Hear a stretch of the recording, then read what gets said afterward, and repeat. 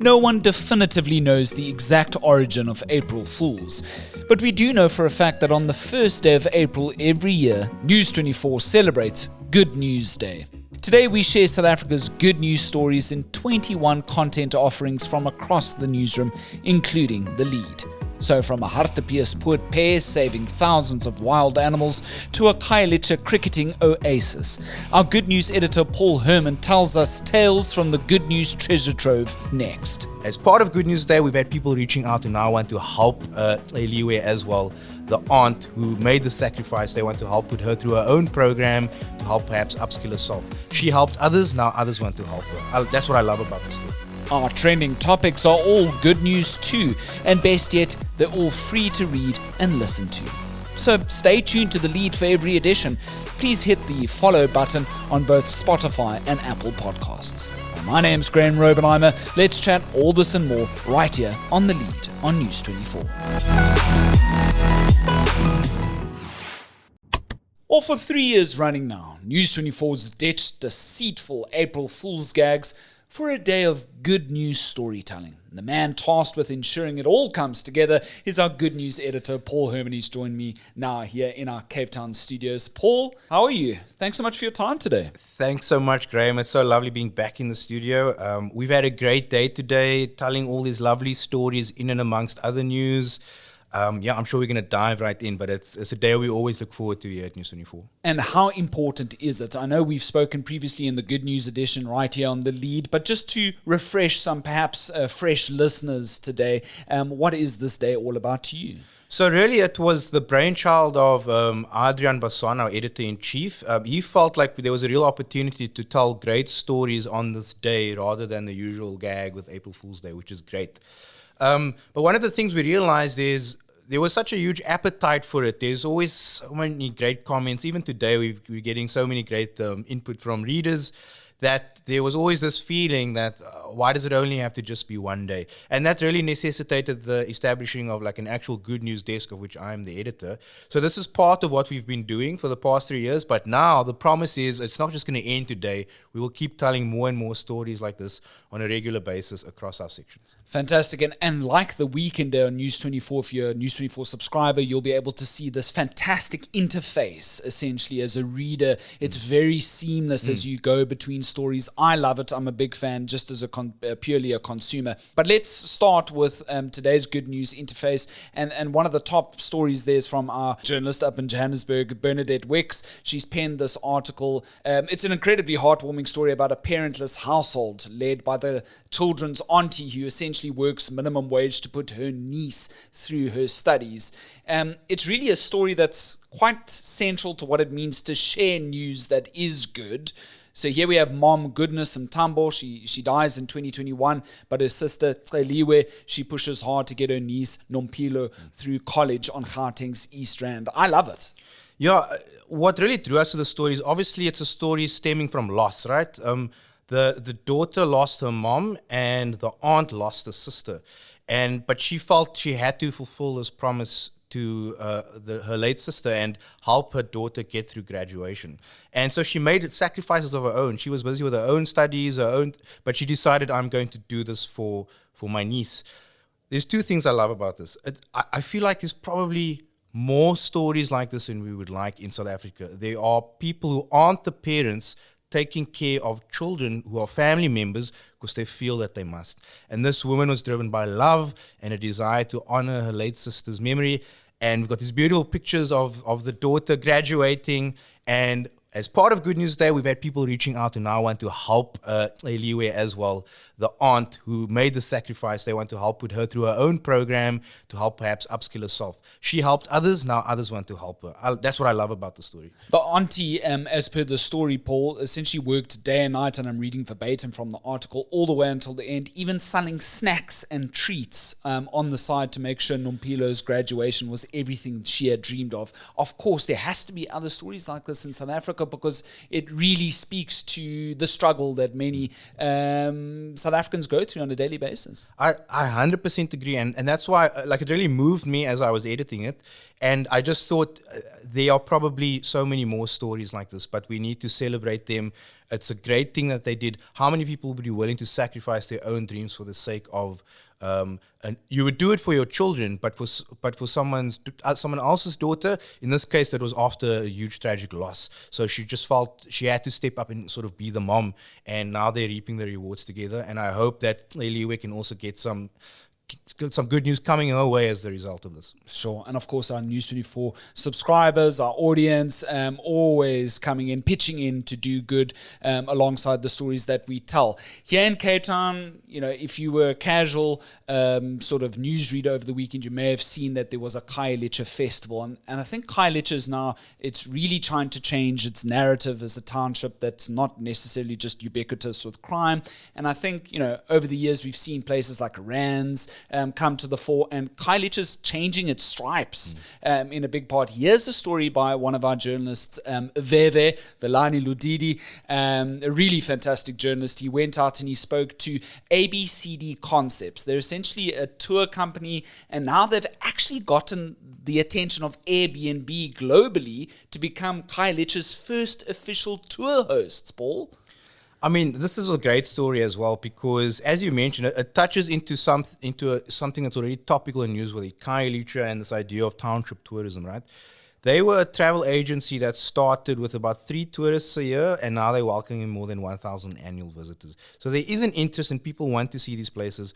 And what's really driving them is this idea of like sort of changing the narrative of where they live.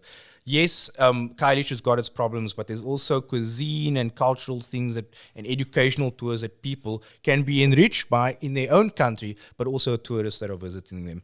And it was founded about 10 years ago in 2015 by residents Buntu Matole and Ayanda Tsuba.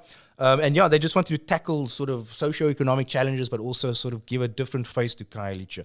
And once again, I think this was our most popular story from the morning. It's gotten the most reads. So I think our readers love that idea of entrepreneurship and enterprise where you live. Let's read one of our readers' top comments on this article. This is really good for the community, writes Worker Droid 7. A wonderful example of what can be done with a bit of initiative and drive. Of course, it goes without saying that the safety of visitors has to be top priority for both the operators of this venture and the community itself. Right, so already in my mind to what your department as a good news department wants to do is essentially tell stories, but they have to have a bit of a news hook. This is a prime example of that. We're talking about an area, as we say, has been known for crime and whatever in the past. Here's already one concern from one of our readers saying, how they're going to ensure tourist safety in future. It could be worth a follow-up. Yeah, exactly. I mean, I think for those who don't know and haven't heard this before, good news has all sort of connotations, but here at News 24, we want to tell news stories about good things. It's a shuttle shift, but that shift we believe will make all the difference. It needs to be lended towards news. And that's a lovely comment because it raises the great sort of initiative and the praise involved, but then also makes you think about, okay, but how else is it going to work? And, there's a safety angle. It's making something topical and newsworthy interesting to talk about, interesting to think about, but also we can praise people in the midst of other things going on that happens to be news in their areas. Moving over now to our journalist Mohammed Hussein. He went to check out the incredible work undertaken by the Owl Rescue Center over in Hartbeespoort. I think this is probably one of your most popular articles today, just given the News 24 audience and their love for animals and conservation. So this husband and wife duo, they've collectively saved more than 2,000 animals, including this fantastic story that Mohammed touches on about rehabilitating Lassie the otter, who had in fact at one point feared water. And this couple comes along and they save the otter by reintroducing the otter, to a water ecosystem. It's fantastic. I've already shared it with some of my friends and family, and my mom, who's also, budding, she loves animals. She was blown away by this unique story. I mean, if anyone knows anything about a lot of our News 24 readers, they absolutely love animal stories. But specifically, if animals are in need and they're being assisted with being rescued. And this is so great because these founders, Brendan and Danelle Murray, so they started this owl rescue center, and they save about. Last year, I think they helped about 2,000 wildlife rescues, and about 75% of those were owls. But the others were other animals as well. And they've all got such cute names. Lassie the otter, Joey the Dussie,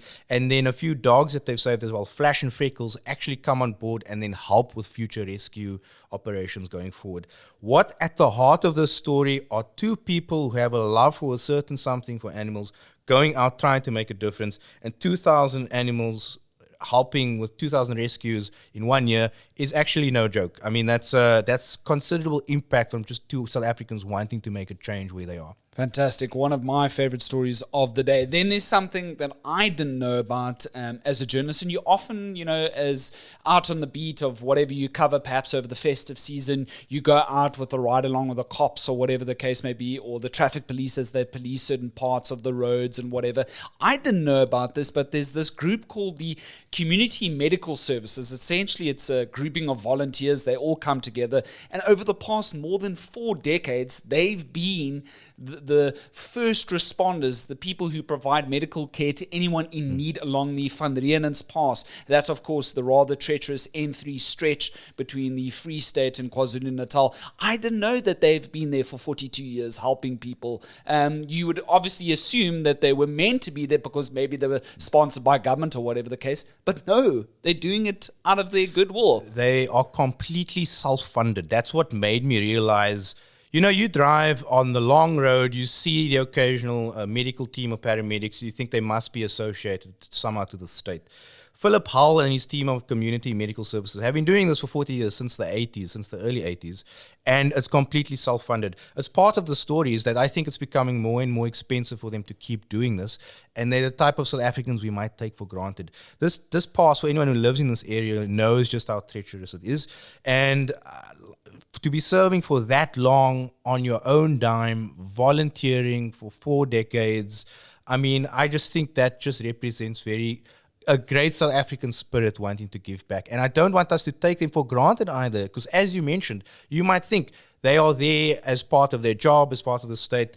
I'm sure there are state activities involved, but for them to be doing this for so long, especially over like the Easter weekend, it's usually the long weekends, which are usually the ones that are most treacherous.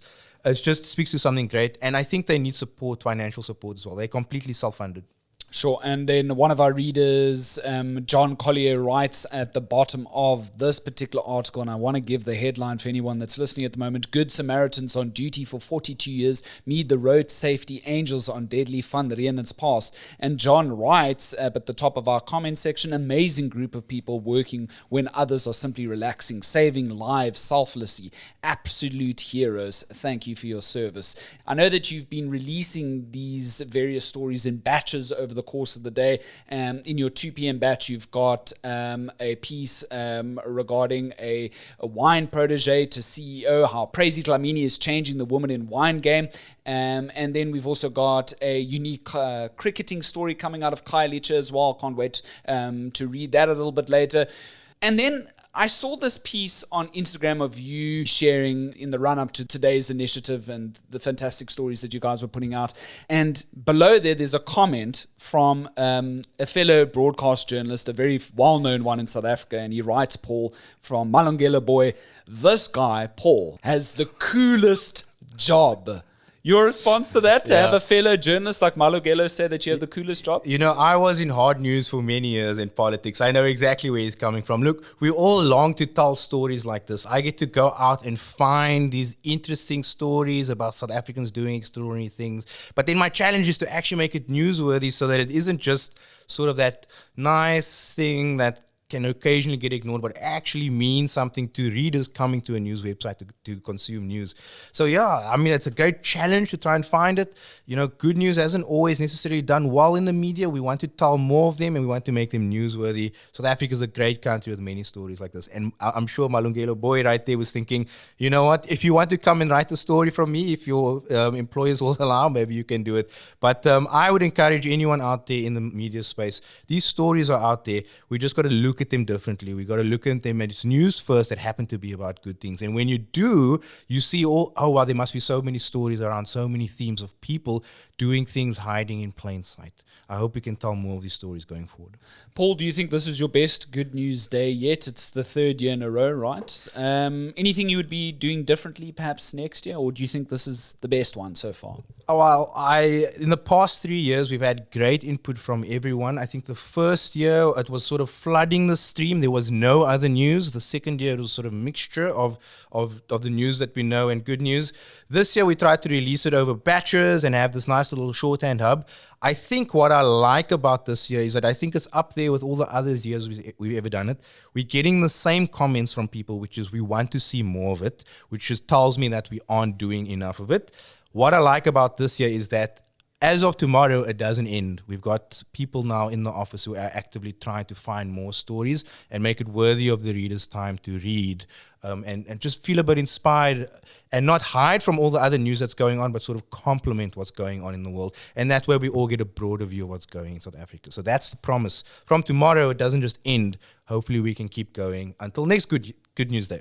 Absolutely. And I'm going to throw you one last question curveball. You got to tell me now, Paul, and what's your favorite good news story of today? Oh, man, it's so hard to choose. Look, the story of the aunt who sacrificed for her daughter, for her niece, moved me as I was reading it, and it's now moved others. So someone's emailed and they said they want to help her. I don't know if I've mentioned that yet, but someone has emailed and they said they want to now help her.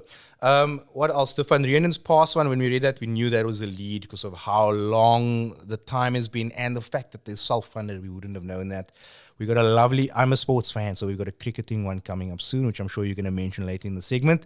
I think that one's also great for any sports lovers out there. It's about grassroots crickets in places that you wouldn't expect. But I think that's what it's all about in South Africa. We want to uplift everyone, especially those in underprivileged areas. And if you're listening to this right now and you're thinking, goodness me, we have to wait another year until you hear good news stories on the lead. No, Paul and I have already, shaken hands and we said we're going to be doing this a lot more here and telling those good news stories. Paul, thank you so much. I know you're a bit moch.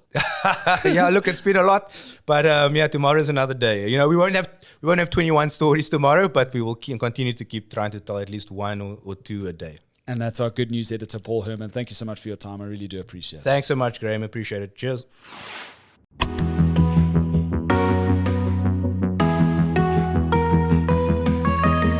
To our trending topic now, and our good news continues with the story of Pracy Dlamini, the very first female Cape Winemakers Guild protege, who's now the CEO and winemaker at Adama Wines. It's a 55% black-owned and 30% female-run company with the goal of uplifting women in Mzansi's wine industry. Having just won big for inclusivity at the 2025 Wine Harvest commemorative event, Dlamini's mentored at many big-name wine estates, including Graham Beck and Lawrenceford. Today, as CEO of Adama Wines, it stands as one of the largest black-owned wine businesses in South Africa, collectively responsible for around 245 hectares of land in the Western Cape. And if you'd like a taste of Adama's success, be sure to pick up a bottle of the Her Wine Collection, that's HER, sold locally by Woolworths and Vinamark. Because 2% of all the wine profits goes to a scholarship fund to assist the youth to attend university. An amazing good news story by our News 24 wine editor, Dalian Furi.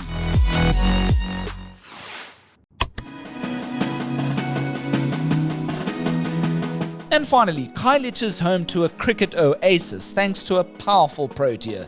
Previously known as the Gary Kirsten Foundation, named after the former star opening batter, today the Cricket and Talent Centre of Hope, or Catch Trust, sent 37 local players last year to Western Province and Boerland cricketing trials.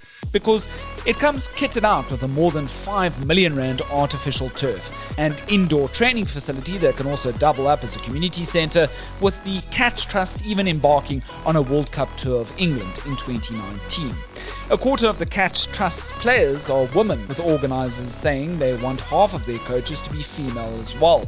And the centre offers all of its local budding cricket stars proper kits, meals and lifts home and to events. Well, to read more about everything that goes into making Catch a success in Khayelitsha, check out the story by journalist Kanyiso Chwaku under the News 24 Sports section. And that's been the second Good News edition of The Lead. We want your feedback. Mail your comments and voice notes to thelead@24.com to be included in our next edition. Also, be sure to subscribe to our show on both Spotify and Apple by clicking the follow button, because daily episodes drop on News 24, Spotify and Apple Monday to Thursday at 7 p.m. My name's Graham Robenheimer, and so long as there's good news, we'll have The Lead.